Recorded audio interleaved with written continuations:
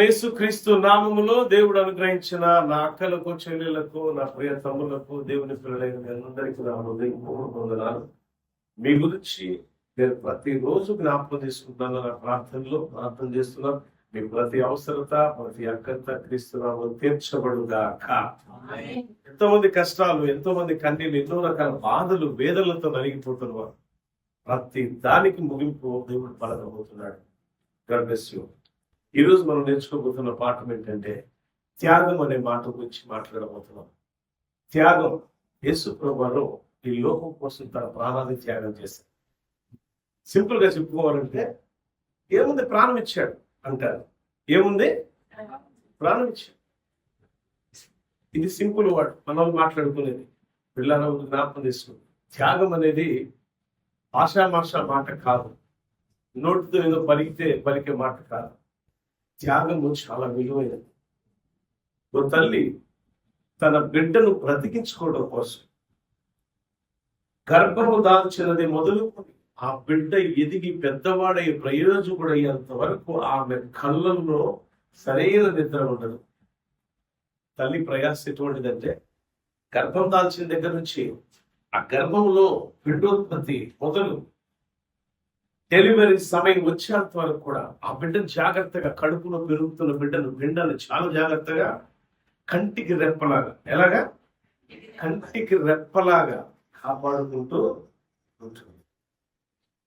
ప్రసవ వేదనతో బిడ్డను కన్న తర్వాత ఆ బిడ్డ ఏ క్షణము లేచినా ఆకలి అనే ఆ అరుపు వినగానే తన నిద్ర మానుకొని తనకు పాలిస్తూ బిడ్డను నిద్ర పుచ్చుతూ ఉంటుంది.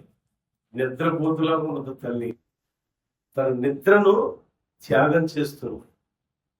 తన జీవితంలో తల్లికి, తండ్రికి, బిడ్డల విషయంలో ఆ తల్లి పడే వేదన, ఆ తల్లి ప్రయాస, ఆ తల్లి మీ అందరికి తెలుసు. ఎందుకంటే మీరందరూ కూడా లేడీస్ అందరికి తెలుసు. జెంట్స్కి ఏమో ఇలానే ఉందలే అని అనుకుంటారు. తల్లి ప్రయాస ఎంత గొప్పదో, తల్లి త్యాగం ఎంత గొప్పదో, తండ్రి త్యాగం కూడా అంత గొప్పది. తండ్రి ఏం చేశాడంటే బిడ్డ పుట్టగానే ఆ కడుపులో గర్భం దాల్చింది అనగానే గర్భం దాల్చినది మొదలుకొని ఆ పుట్టబోయే బిడ్డ కోసం తండ్రి పడే ప్రయాస అంత ఎంత కాదు. నిద్రాహారాలు మాని ఆ బిడ్డ కోసం ఎంత త్యాగం చేస్తాడు. ప్రాణం ఉన్నంత వరకు తల్లి, తండ్రి బిడ్డల కోసం త్యాగం చేసే త్యాగమూర్తులు తల్లిదండ్రులు. అలాంటి తల్లిదండ్రులను విస్మరించే దౌర్భాగ్యులు ఈ లోకంలో అనేక మంది ఉన్నారు. తల్లి విలువ తెలియదు. ఆమె ఎన్నాళ్ళవుతుందో నిద్రపోయి నీ కోసం. ఓ తల్లి అందు ఒక రోజు నన్ను ఏముందో తెలుసా, సంతోషంతో ఆహారం భుజిస్తూ నన్ను అంది కదా, ఏమా అంత నా ఇంకలా చూస్తున్నావు ఏందలా అంటే, నాకు దేవుడు ఇచ్చిన కుమారుడు నువ్వు, దేవుడు పంపిన బిడ్డవు నువ్వు, నాకు నిన్ను చూసి నేను మురుసుకుంటున్నాను. ఎందుకో తెలుసా, నా జీవితం ఇక అపజయంతో ముగించింది. నా భర్త కూడా అపజయంతో మరణించాడు. ఇక జయం లేదనుకున్న బ్రతుక్కి జయాన్ని ఇచ్చావు నువ్వు వచ్చి. అందుకే బిడ్డ, నా హృదయపూర్వకంగా మనస్ఫూర్తిగా అన్నం తిని ఎన్ని రోజులు అవుతుందో, కంటి నిండా నిద్రపోయి ఎన్ని రోజులు అవుతుందో, కానీ కంటి నిండా నిద్రపోతా మనస్ఫూర్తిగా భోజనం చేస్తా అన్నప్పుడు నా కళ్ళు చెమ్మగిల్లాయి. అంటే తల్లి, తండ్రి ఎన్ని రకాల త్యాగాలు చేస్తేనో ఆ కుమారుడు, కుమార్తె గొప్ప ప్రయోజకుడు అవుతారు. ప్రభువైన యేసుక్రీస్తునాథుడు ఈ లోకం కోసం తన ప్రాణం, మనం అనుకుంటున్నాం ప్రాణము అంటే రక్తము, ఆఖరి రక్తపు బొట్టు వరకు కూడా నీ కొరకు కార్చాడు, నా కొరకు కార్చాడు. ఎవరు కార్చగలరండి రక్తాన్ని? ఎవరు ఇవ్వగలుగుతారు? తల్లి ప్రాణపాయ పరిస్థితిలో ఉంటే పారిపోయే కొడుకుల్ని, కూతుర్ని చూస్తున్నాం మనం ఈ రోజుల్లో.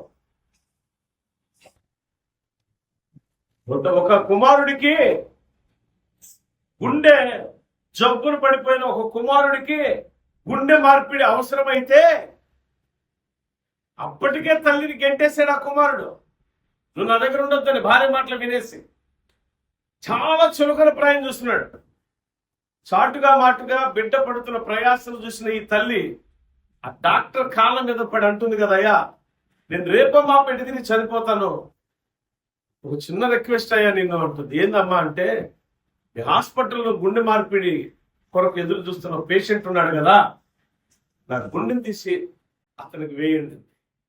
ఎవరు అమ్మా నువ్వు అంటే, ఒక లెటర్ రాసి, తనకు రాకపోయినా వచ్చిందని రాత్రి లెటర్ రాసి ఆ డాక్టర్ చేతులు పెట్టింది కదా, నేను మరణించిన తర్వాత ఆ పేషెంట్ బాగుపడ్డ తర్వాత ఈ ఉత్తరం ఇవ్వని చెప్పాను. మరణించిన తర్వాత ఆ పేషెంట్ కోలుకున్న తర్వాత అప్పుడు ఈ ఉత్తరాన్ని ఇవ్వండి. డిశ్చార్జ్ చేసే రోజు అంటే, ఆ డిశ్చార్జ్ చేసేటప్పుడు ఈ పేషెంట్ అడుగుతాడు, అయ్యా నా గుండె మార్పిడికి సహకరించిన ఆ వ్యక్తిని నేను చూడొచ్చా అంటే, ఆ వ్యక్తి ఇప్పుడు లేదయ్యా, కదా ఆ వ్యక్తి నీకు ఇవ్వమన్న ఉత్తరం నా దగ్గర ఉంది. ఏంటి ఆ లెటర్ అని చూస్తే, లెటర్ చూడగానే అసలు కళ్ళు అలా చెమ్మగిల్లిపోయిన నీరు అలా ప్రవాహంగా కారుతుంటే భార్య తీసింది. ఏందో ఏడుస్తున్న ఆయన చూస్తే ఆమె కూడా ఏడుతున్నారు. అంటే తల్లి ప్రేమ ఎంత గొప్పదంటే, తన బిడ్డ ప్రాణం నిలబెట్టడం కొరకు తన గుండె కూడా తీసే అంత గొప్ప ప్రేమ తల్లి. కొంతమంది తల్లులు ఉంటారు, కంటారు ఎక్కడో బిడ్డలు పడేస్తారు చెత్త కుప్పంలో. వాళ్ళ గురించి మాట్లాడుతున్నా, నిజమైన తల్లి గురించి మాట్లాడుతున్నా. తండ్రి త్యాగం కూడా అంత గొప్పదే. తండ్రి బిడ్డను కన్న తర్వాత బిడ్డను చూసి మురిసిపోతూ నిద్ర మర్చిపోతాడు. తన ఒంటి మీద బట్టలు ఎలా ఉంటాయో కూడా సరిగా అవగాహన లేకుండా ఉండిపోతాడు. కనీసం ఒక షర్టు ముక్క కొనుక్కోవాలి అని అంటే ఆ బిడ్డకి ఏమి కొదువైద్దో అని చెప్పేసి ఆ షర్టును కూడా చినిగిపోయి కుట్లు మీద కుట్లు వేసుకొని అదే షర్టును వాడుతూ ఉంటారు. పిల్లలు అంటారు కదా, నాన్న ఇన్నాళ్ళు ఇదే షర్టు వాడుతున్నాడు, హేళన చేస్తే తెలియదు. ఆ షర్టు ఎందుకు వాడుతున్నాడంటే నీకు కొత్త షర్టు వేయటానికి. ఎంతో మంది తల్లులు, ఎంతో మంది తండ్రులు లోకంలో చూస్తూ ఉంటారు. అంటే తల్లిని ప్రేమించలేని మూర్ఖులు, తల్లిదండ్రులను ఆదరించలేని మూర్ఖులు ఈ లోకంలో చాలా మంది ఉన్నారు. వారు ఎవరు అంటే క్రీస్తు ప్రేమ ఎరుగని వారు, క్రీస్తు త్యాగం తెలియని వారు, త్యాగం విలువకి రూపం ప్రతిరూపమైన క్రీస్తు నాథుడిని ఎరుగక, క్రీస్తు నామ స్మరణ చేయక, క్రీస్తుకి ఆమడ దూరంలో ఉన్న వ్యక్తులు, దయ్యాలు పట్టి మూర్ఖాత్మలు బట్టి నడుచున్నవారు. వాళ్ళు ఒక విలువైన మాట అపోస్తలుడైన పౌలు ఫిలిప్పీల సంఘానికి ఒక లేఖ రాస్తూ ఆ లేఖలు అంటాడు కదా 2:8, యేసు ప్రభు యొక్క త్యాగం ఎంత గొప్పదంటే, యేసు క్రీస్తు ప్రభు యొక్క త్యాగం ఈ లోకంలో మనుషుల కొరకు ఆయన కార్చిన ఆ రక్తం విలువ ఎంత గొప్పదో ఒక మాటలు చెప్పాడు. చూద్దాం ఒకసారి. ఫిలిప్పీయులకు రాసిన పత్రిక 2:8 ఇక్కడ ఈయన మాట్లాడుతున్న మాట ఏంటంటే, ఆయన ఆకారమందు మనుషులుగా కనబడి మరణము పొందునంతగా, అనగా శిలువ మరణము పొందునంతగా విధేయత చూపిన వాడై తన్ను తాను తగ్గించుకునేను అన్నాడు. ఎట్లాంటి వాడంటే యేసుప్రభు వారు మరణము పొందునంతగా. ఆయన త్యాగం ఎంత గొప్పదో చూడండి. కయ్యూను ఏబేలు గురించి మనం బైబిల్లో మాట్లాడుతూ ఉంటాం అనేక సార్లు. ఏబేలు త్యాగం ఎంత గొప్పది, కయ్యూను త్యాగం ఎలాంటిదో మనం చూసి ఉన్నాం. ఏబేలు వచ్చేసి తన గొర్రెల మందలో క్రొవ్విన వాటిని, శ్రేష్టమైన వాటిని, మంచిది అనుకున్న దాన్ని తీసుకొచ్చి బలి అర్పించాడు. అంటే ఏబేలు యొక్క ఆలోచన ఎటువంటిదంటే, దేవుని కొరకు తన ప్రాణమును కూడా అర్పించగలిగిన త్యాగమూర్తి ఏబేలు. నూతన నిబంధనలోకి వచ్చేసరికి ప్రాణమును కూడా ఇవ్వగలిగినంత, అది కూడా విధేయతతో ఇవ్వగలిగినంత విధేయుడు త్యాగమూర్తి యేసునాథుడు. మనం చాలా త్యాగాలు, త్యాగం అంటే అర్థం ఏంటో తెలుసా బిడ్డలారా? జ్ఞాపకం, చాలా మందికి దీని భావమే తెలియదు. సర్వమును కూడా సమర్పించుకోవడమే త్యాగం. సర్వం అంటే మిగిలిపోయి ఏమి ఉండకూడదు మన దగ్గర. మనం ఏదైతే బహుగా ఇష్టపడతామో ఆ ఇష్టపడదాన్ని దేవుని కొరకు సమర్పణ కలిగి ఉండుటయే నిజమైన త్యాగం. ఆ పరిపూర్ణత నిజమైన త్యాగం. యేసు ప్రభు పాపానికి ప్రాయశ్చిత్తం. లోకంలోని పాపం ప్రవేశించింది. ఈ పాపమునకు ప్రాయశ్చిత్తం ఏంటంటే సిలువ త్యాగమే, రక్తార్పణే.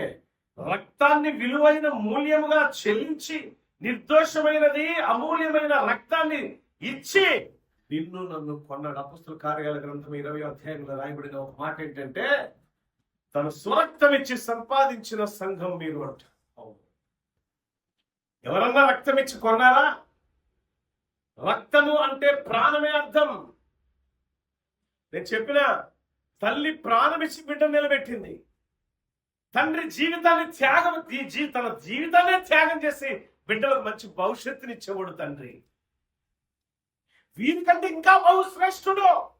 ఆఖరి రక్తం వరకు, రక్తం బొట్టు వరకు కూడా నీ కోసం నా కోసం కార్చినాడు యేసునాథుడు.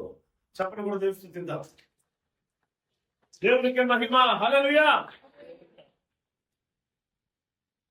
నేను అందుకని ఇప్పుడు కూడా దేవుని విషయంలో, దేవుని పనిలో నేను ఎప్పుడు కూడా దేనికి వెనకడుగు వేయకుండా ముందడుగు వేయటానికి ప్రధాన కారణం ఏంటి తెలుసా? ఆ త్యాగం.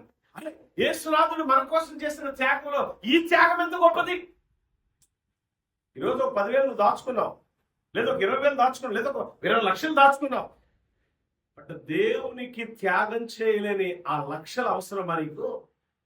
నీ ప్రాణం నిలబడుతుంది అనుకుంటున్నావా? దేవుని కోసం చేర్చుడు. పరలోక రాజ్యములో జీవ గ్రంథములో నీ పేరు లిఖించబడింది. త్యాగానికి ప్రతిరూపం ఎవరంటే యేసునాథుడే. ఎంత గొప్ప త్యాగం చేశాడు.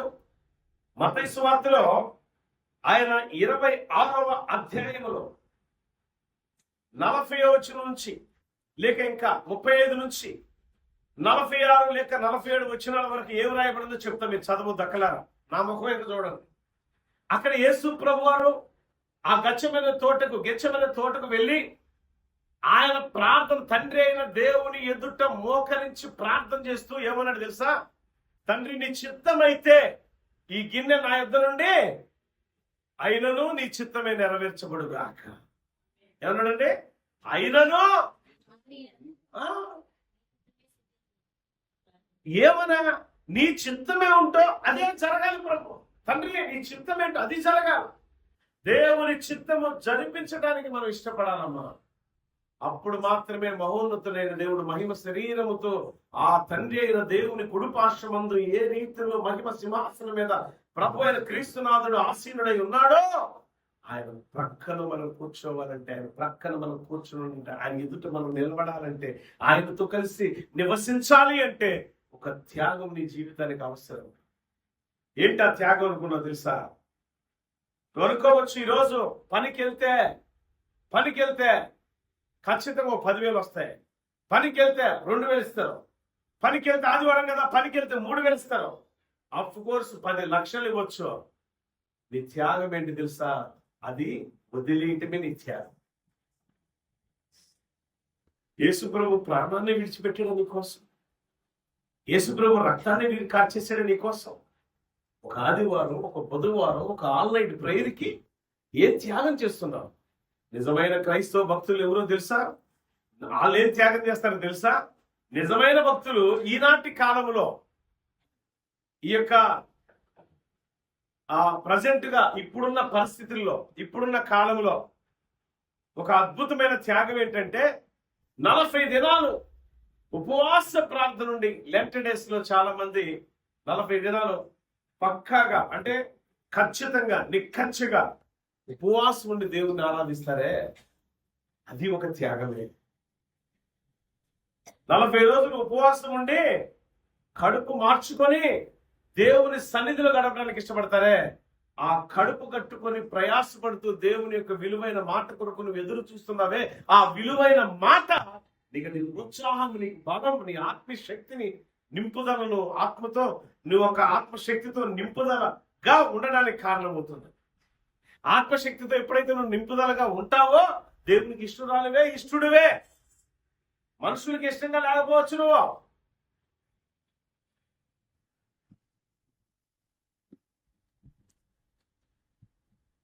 నువ్వు మనుషులకి ఇష్టంగా ఉండకపోవచ్చు. అఫ్ కోర్స్ దేవునికి ఇష్టడైతే చాలు. నువ్వు దేవుడికి ఇష్టడైతే ఆ ఇష్టమైన జీవితం పరలోక రాజ్యములో నీకు వారసత్వాన్ని ఇస్తుంది. మహిమ సింహాసనం మీద నువ్వు బ్రతికే ఛాన్స్ ఇస్తుంది. చెప్పినా నీ తల్లిదండ్రులు నీకు ఎదురుగా కనబడుతున్న త్యాగం చెప్తున్నా. తల్లి తండ్రే. ఈరోజు రాంపట్టు ఉన్నాడు, ఓ రేయం బగలు కష్టపడుతూ ఉంటాడు. మధు గారు ఉన్నాడు, ఎండనక వానక కష్టపడతానే ఉంటాడు. ఎవరి కోసం అండి వీళ్ళు కష్టపడేది? మీరున్నారు, రాత్రింబగలు కనిపెట్టుకుని బిడ్డల కోసం కష్టపడుతూ ఉంటారు. ఎవరి కోసం? ఎవరి కోసం కష్టపడతా ఉంటే మన బిడ్డల కోసం. భవానీ హరి ఎలాగైనా సరే బిడ్డలు పోషించాలా, చదివించాలా, గొప్ప వాళ్ళని చేయాలా. ఒక త్యాగం. ఆ తల్లిదండ్రుల త్యాగాన్ని గుర్తించకపోతే కొంతమంది కోడళ్ళు ఉంటారు. ఏంటంటే ఆ కోడళ్ళకి తండ్రి తల్లి తప్ప అత్త మా అస్సలు గుర్తుకురారు. దేవుని స్తోత్రం. హల్లెలూయా. అందుక ఏమా మీలో లేరా చాలా మంది? మీ అత్త అంటే అస్సయ్యం, మీ మామ అంటే అస్సయ్యం, బట్ ఆ అత్త మామ లేకపోతే నీకు భర్తే లేదు. వాళ్ళ త్యాగ ఫలమే నీ జీవిత భాగస్వామి. సేమ్ కొంతమంది పురుషులు కూడా అంతే. తల్లిదండ్రులకు ఇచ్చే వాల్యూ అత్తమ్మకి ఎవరు? ఈరోజు నీ లైఫ్ పార్ట్నర్ గా ఒక అమ్మాయి వచ్చింది అని అంటే ఆ లైఫ్ పార్ట్నర్ ని నీకు త్యాగం చేసిన వ్యక్తులు నీ అత్తమామ. వాళ్ళని ఎందుకయ్యా తృణీకరిస్తాం? ఈరోజు ఈ లోకమనే పాపం వల్ల వచ్చే జీతము మరణమే. ఆ మరణానికి నువ్వు గురి కాకుండా నిన్ను కాపాడింది యేసు రక్తం. దేవుని స్తోత్రం. హల్లెలూయా. చాలా నేర్చుకోవాలి మనం. ఏ త్యాగం చేస్తున్నావు? అందరి విషయంలో ఏ త్యాగం చేసావు? దేవుని కొరకు ఏం త్యాగం చేసావు? నువ్వు దేవుని బిడ్డగా నువ్వు ముద్ర వేసుకున్నప్పుడు ఏ త్యాగంతో నువ్వు వచ్చావు, అడుగులు పెట్టావు? ఏం చేయం మనం. కానీ ఏమంటావు తెలుసా? దేవుడా నువ్వు అడిగించావు, నాకెందుకు నువ్వు అంటావు. ఎదిరింటావు ఇచ్చావు, పక్కింటావు ఇచ్చావు, నాకెందుకు నువ్వు ఇవ్వో? నువ్వు చాలా త్యాగమూర్తివి కదా, నీకు ఇవ్వాల్సిందే కదా. ఒకటి ఇక్కడ నేను చెప్తున్న మాటలు, యేసు తల్లి తండ్రి ఎంతో త్యాగం చేస్తేనే ఈరోజు భూమి మీద ఇలా బ్రతుకుతున్నావు. ఒక మంచి ఉద్యోగమో, వ్యాపారమో, చేతి పనో, చేతి వృత్తి పనో ఈరోజు నువ్వు చేసుకొని బతుకుతున్నావు అంటే నీ తల్లిదండ్రుల రెక్కల కష్టం, ఆ రక్త ముద్దవు. నువ్వెందుకు ఆ తల్లిదండ్రులు విస్మరిస్తున్నావు? తల్లిదండ్రులు విస్మరించేవాడు ఖచ్చితంగా దేవుని విస్మరించినట్టే. తల్లిదండ్రులు జ్ఞాపకం చేసుకున్నాడు, దేవుని ఇంటి పరిస్థితులు జ్ఞాపకం చేసుకోలేడు. ప్రియులారా, మా నాన్నగారు ఊరెళ్ళి వచ్చేటప్పుడల్లా సన్నటిదే చక్రాలు సన్న చక్రాలు ఉంటాయి కదా, పోస్ట్ చక్రాలు, అది ప్యాకెట్ 1 కేజీ తీసుకొచ్చారు. మా చెల్లి నేను ఇక అసలు నాన్న ఉత్తరాన్ని అనగానే ఎంత పండుగ తెలుసా, ఖచ్చితంగా చేతిలో ప్యాకెట్ ఉండాల్సింది. తీసుకొని చెరువు గిన్నెలో పోసుకొని చక్కగా తింటా ఉంటాం. ఎందుకో తెలుసా, ఒకరోజు మా నాన్న వేరే వాళ్ళు, మా అమ్మ వేరే వాళ్ళు అడుగుతున్నారు, ఏంటయ్యా ఎక్కడ ఏం తినలేదంటే, తినపతి కాదు. ఎందుకు తెలుసా, ఆ తినే హోటల్లో తినే ఆ ఖర్చే నా బిడ్డలకి ఏదో తీసుకొస్తే వాళ్ళు తింటుంటే వాళ్ళలో ఉన్న సంతోషం చూసి నేను సంతోషపడతాను. మా నాన్న ఉన్న మాట ఈరోజు గుర్తుంది. తల్లిదండ్రులు త్యాగం అంత గొప్పగా ఉండదు. కన్నప్పుడు చేయలేవా అని అంటావు కదా. నిన్ను కని పెంచినప్పుడు నువ్వు తల్లిదండ్రులు చేయలేవా? ఎక్కడి నుంచి? నీవు ఒంటి మీద బట్ట వేయబడక మునుపు నుంచి నువ్వు కాలేజీకి వెళ్ళిపోయి ఒక ప్రయోజకుడు అయ్యేంత వరకు, నీకు ఒక తోడుని తెచ్చి అందించేంత వరకు, అవసరమైతే నీ బిడ్డలో కూడా త్యాగం చేసే మనసు ఉంది నీ తల్లిదండ్రులకి. అలాంటి తల్లిదండ్రులు ఎందుకు దూరం చేసుకుంటున్నావు? చాలా తప్పు చేస్తున్నావు. అది ఒక శాపంగానే మారుతుంది. జన్మనిచ్చిన తల్లిదండ్రులను దూరపరుచుకునే ప్రతి వ్యక్తి శాపగ్రస్తుడే. జన్మనిచ్చిన తల్లిని తండ్రిని విస్మరించేవాడు దేవుని కూడా మర్చిపోయినోడే, దేవుణ్ణి అవమానపరిచినోడే. కానీ ఇక్కడ చూడండి, తండ్రి అయిన దేవుడు తన ప్రియ కుమారుని బహుమతిగా ఈ లోకం కోసం పంపించాడు యేసునాథుడిని. యేసయ్య వచ్చాక ఆయన మనకేమి నేర్పారు? రక్త మాంసములతో కూడిన దేహముతో ఈ లోకానికి వచ్చి ఎలాంటి అర్పణ ఇచ్చాడు అనంటే, తన దేహమంతా ఛిద్రం చేసుకున్నాడు. నాగన సాల వలె ఆ దేహము దున్నబడిందండి. ఎంత పెయిన్, ఎన్నో రకాల గాయాలు. తన చిమ్ములు చిన్ని పడిపోయిందంట దేహం అంతా కూడా, నీ కోసం నా కోసం. కొరడా దెబ్బ కొరడాల వేసి ఇలా తీస్తే ఎన్ని గాయాలు. యేసుక్రీస్తు ప్రభువారు అన్ని గాయాలు పొందుకొని నీ పాప క్షమాపణిస్తే నువ్వు బ్రతుకునిచ్చిన నీ తల్లిదండ్రులు ఎలా మర్చిపోయి యేసుక్రీస్తుని కూడా అలా మర్చిపోయారు.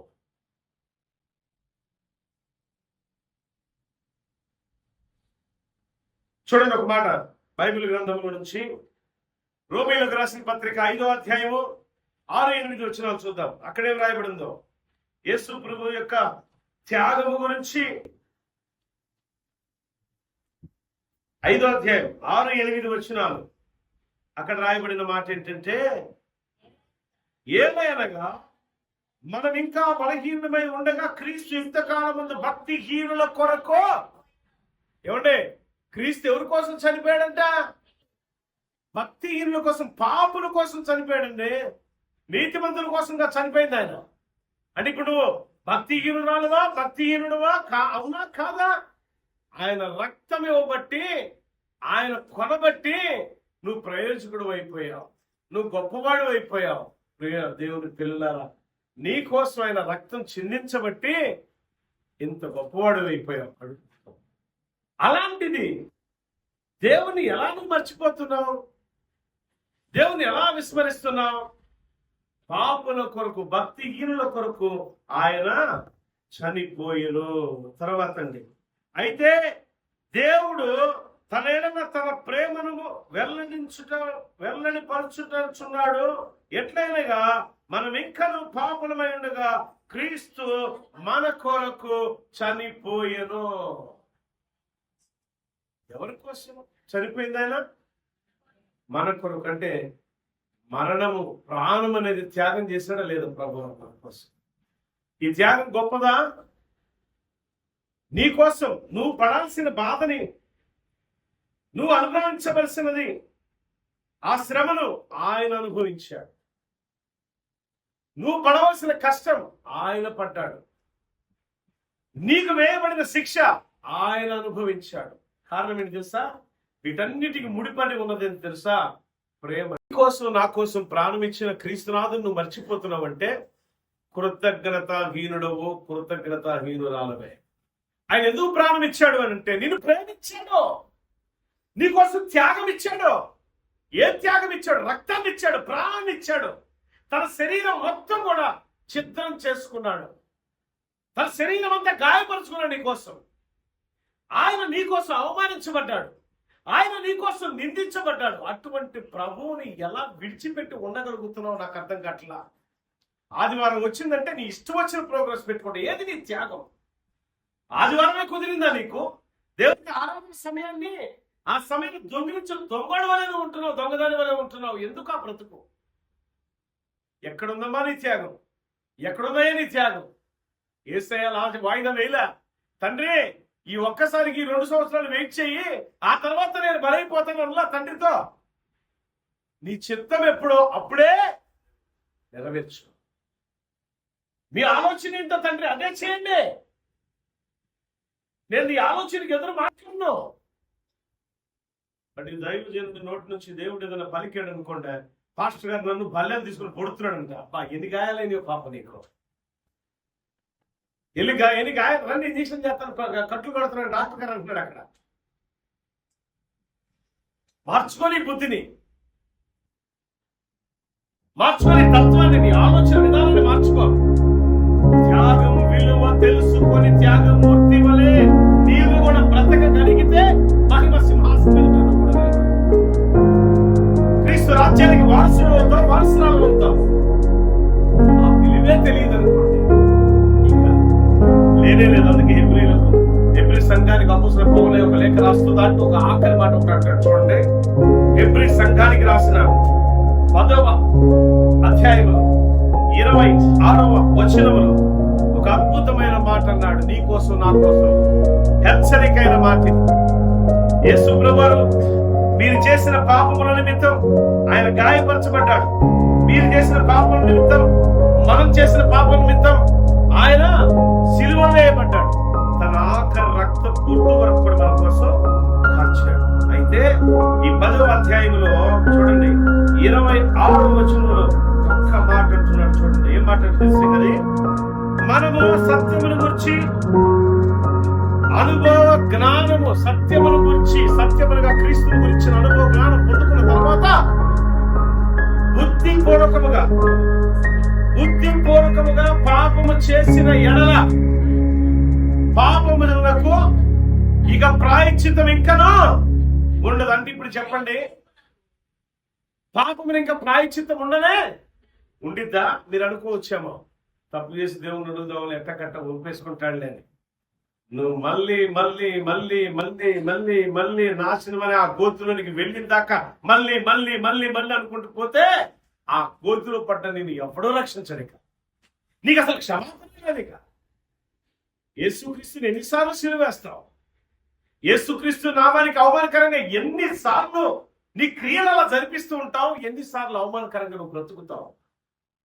దేవుని బిడ్డలారా జ్ఞాపకం తీసుకుని అందరికీ చెప్తున్నాను, దేవునికి అవమానకరంగా మనం బ్రతుకుతామా? ఆయన త్యాగ ఫలం ఈరోజు మనం లక్షల రూపాయలు దాన్ని విలువగా కాపాడుకున్నాం. యోగ్యతనిచ్చిన దేవుని, యోగ్యుడైన దేవుణ్ణి ఆ యోగ్యతకు తగినట్టు మనం నడుచుకున్నాం. అయోగ్యమైన పరిస్థితులు మనం వెళ్ళొద్దు. ఇంకను మనం పాపం చేస్తే నిన్ను ఎవరు కూడా కాపాడలేరు. దేవుడు మనం క్షమించడు. అందుకని జ్ఞాపకం తీసుకోవాల్సిన ఒక మాట ఏంటంటే, ఆది కాలం నుండి కూడా తల్లిదండ్రులు ఏ రీతిలో బిడ్డలను పెంచారు అంటే త్యాగంతో పెంచారు, త్యాగపూరితమైన ప్రేమతో పెంచారు. వారి ప్రేమకు ప్రతిరూపమై ఉన్నారు. ఆ తల్లిదండ్రులు ఎలా మర్చిపోయామో, నీకు నాకు రక్షణ ఇచ్చారు దేవుని కూడా మనం మర్చిపోతున్నామేమో. మన క్రియల ద్వారా దేవుని దుఃఖ పెడుతున్నామేమో. ఏంటి ఆ క్రియలంటే?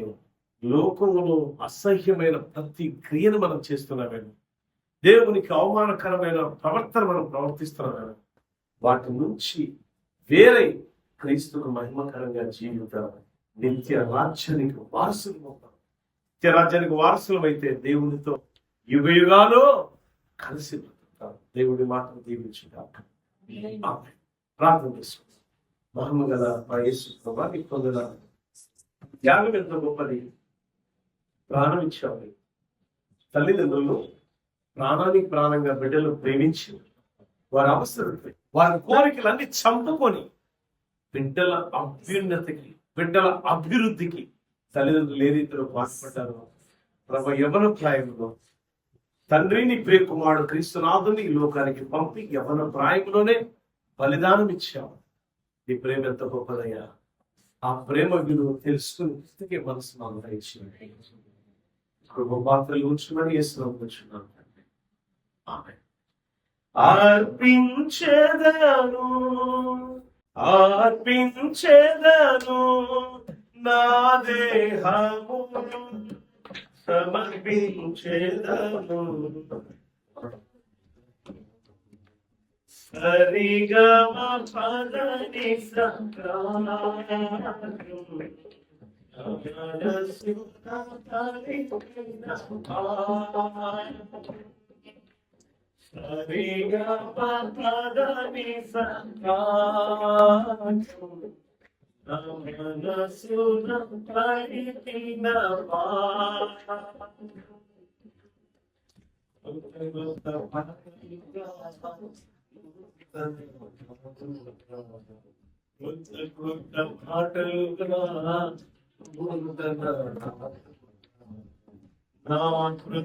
యేసుని స్తుతించెదను నూతనమైన